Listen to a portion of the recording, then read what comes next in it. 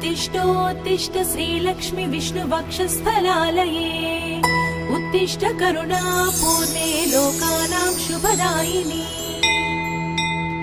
श्रीपद्ममध्यवसिते वरपद्मनेत्रे श्रीपद्महस्तचिरपूजित पद्मपादे श्रीपद्मजातजननी शुभपद्मवक्त्रे श्रीलक्ष्मी भक्तवरदे तव सुप्रभातम्।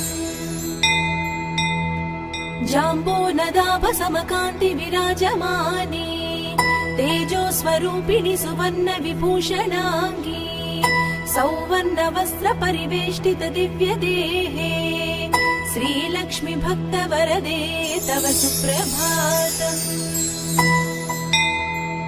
सर्वार्थ सिद्धिप्रद विष्णु मनोनुकूले सम्प्रार्थिता किल जनावन दिव्यशीले